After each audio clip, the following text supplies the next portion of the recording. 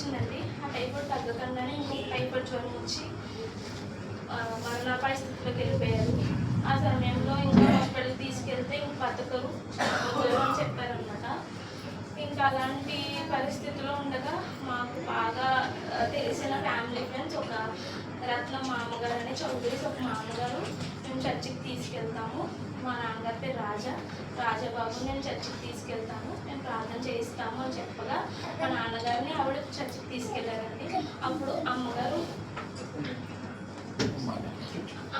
చర్చికి ఆవిడ ప్రార్థన చేశారు. ప్రార్థన చేసి రాత్రి 11:30కి విశ్వాసులందరినీ పిలిపించి వాళ్ళందరూ మా నాన్నగారిని అయితే తొడ మీద పడుకోబెట్టుకున్నారు. ఆవిడ చుట్టూ అందరూ కూడా మోకరించి ఏం చెప్పారండి. ఒక గంటన్నర సేపు అలా చెప్పగా దేవుడు మా నాన్నగారికి స్వస్థత ఇచ్చారు. తర్వాత మా నాన్నగారు ఏమి తిన్నా, ఇడ్లీ తిన్నా, పాలు తాగినా, మంచినీళ్ళు తాగినా కూడా వాంతి అయిపోయేది.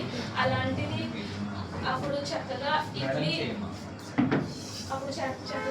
ఆహారం తీసుకోవడానికి ఆహారం మళ్ళీ ఎటువంటి వామిటింగ్స్ కానీ ఎటువంటి ఏమి అవ్వకుండా దేవుడు ఆ బలహీనత నుంచి దేవుడు స్వస్థపరిచారంటే అప్పటి నుంచి మా నాన్నగారు ప్రార్థన చేసుకునేవారు. కానీ మా తాతయ్య గారికి ఇష్టం ఉండేది కాదు. సో చర్చికి వెళ్ళడం అది తెలియకుండా రహస్యంగా జరిగింది. మా అమ్మగారి వివాహం అయితే హిందూస్ ప్రకారంగానే జరిగిపోయిందండి.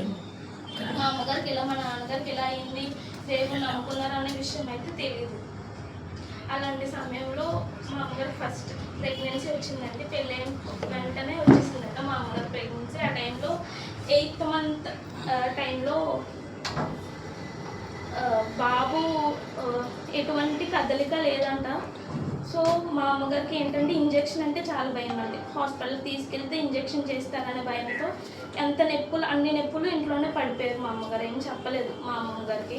మా అమ్మగారు వాళ్ళది రామచంద్రపురం పక్కన చోడవరం అనే చిన్న గ్రామం అండి. ఎక్కడికైనా హాస్పిటల్కి రావాలంటే రామచంద్రపురం వరకు రావాలన్నమాట.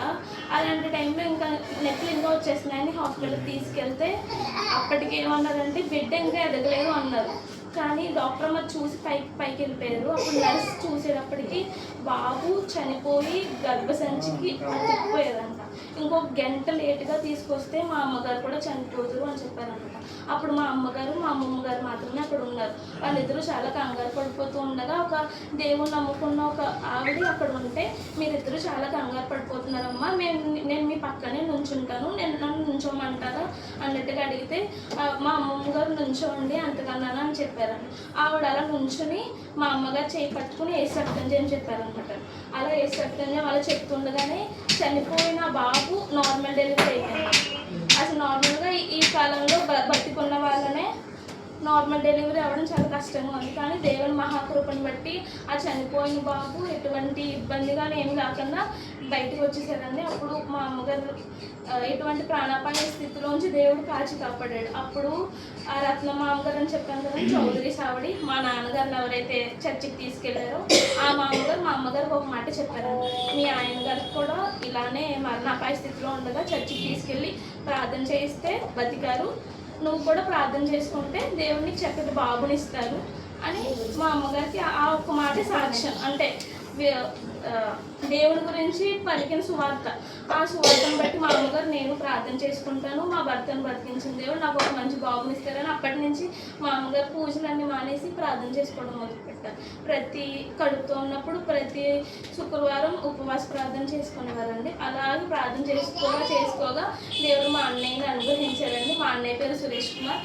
ఇప్పుడు హైదరాబాద్ పట్టణంలో సాఫ్ట్వేర్ జాబ్ చేస్తున్నారు. అంతగానో దేవుడు మా అన్నయ్యని అనుగ్రహించారు. తర్వాత మా తాతయ్య గారికి 3 అబ్బాయిలే అండి. మా పెద్దనాన్నగారికి ఏమో 2 అబ్బాయిలే, రెండో పెద్దనాన్నగారికి 2 అబ్బాయిలే.